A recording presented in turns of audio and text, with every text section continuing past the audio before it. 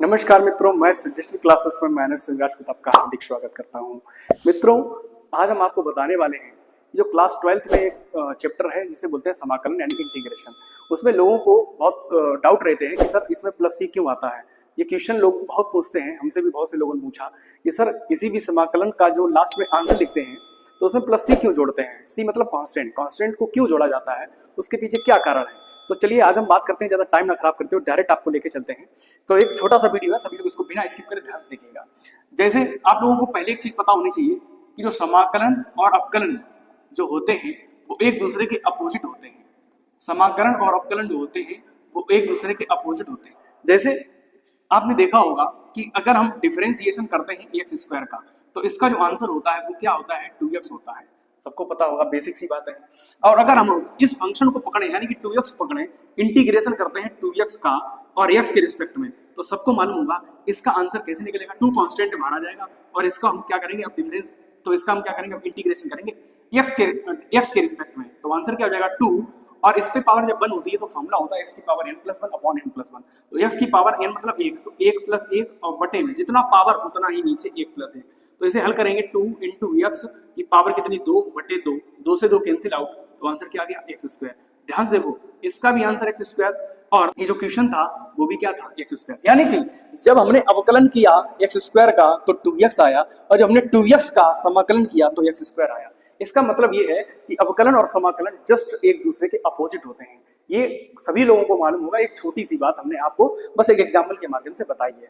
तो चलिए हम शुरू करते हैं, इसकी बात करते हैं और इसको हम पहले कर देते हैं साइड। देखिए, जैसे डिफरेंशिएशन, मान लीजिए, चलिए हम वही एग्जाम्पल लेते हैं x², तो आप लोग बताएंगे सर इसका आंसर आएगा 2x। अब हम बात करते हैं d/dx x² + 5 का, इसका आप अवकलन बताइए, तो 2x, इसका हो जाएगा 2x और 5 का क्या हो जाएगा 0, यानी कि हम 2x ही लिख देते हैं।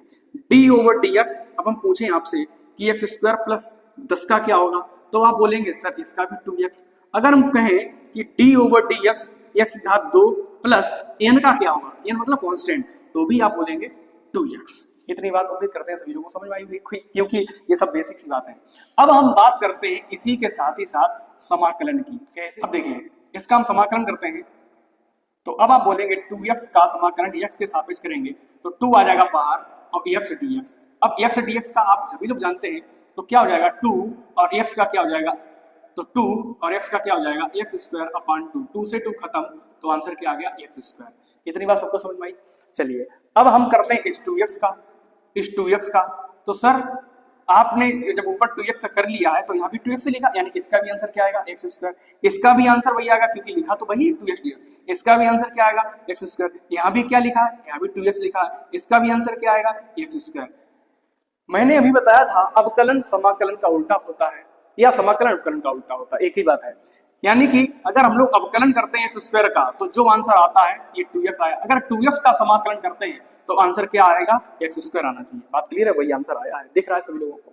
अगर अब हम कहें कि ये x² + 5 का हमने समाकलन अवकलन किया है, 2x आया है, अब 2x का हम समाकलन करेंगे तो जो क्वेश्चन होता था वो क्वेश्चन, यानी कि जो फंक्शन होता था, फंक्शन मेरे पास क्या है, x² + 5 है, तो वो आ जाना चाहिए था। लेकिन सर ये क्या हुआ, यहाँ तो आंसर तो केवल x² आया है, 5 तो सर लिखा ही नहीं आपने।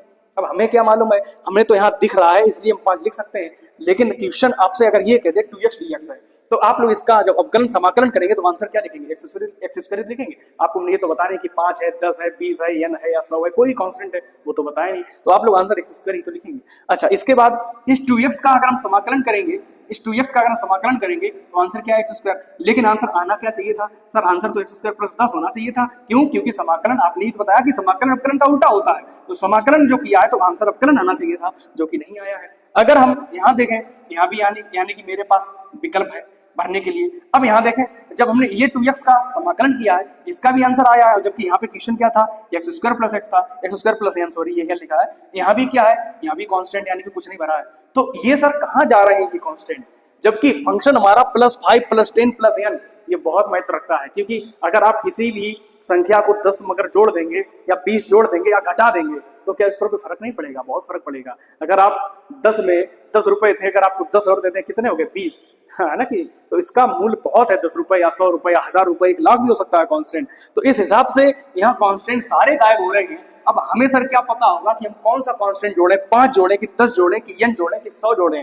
तो इस हिसाब से हमारे पास जब कोई कांस्टेंट नहीं पता होता है तो उस हिसाब से हम लोग यहाँ पे क्या जोड़ देते हैं, c जोड़ देते हैं। तो अब इसका आंसर आप लोगों को, सभी लोगों को समझ में आ गया कि किसी भी, अगर हम किसी भी संख्या का या फंक्शन का इंटीग्रेशन करते हैं तो प्लस c क्यों जोड़ते हैं, यही उसका रीजन है। उम्मीद करते हैं आप लोगों, सभी लोगों को ये बात बढ़िया तरीके से समझ में आ गई होगी। अगर आप लोग इसी तरीके से और वीडियो चाहते हैं तो फटाफट से चैनल को सब्सक्राइब कर दें जिन्होंने नहीं किया है, और वीडियो को लाइक कर दें। Thank you so much. जय हिंद।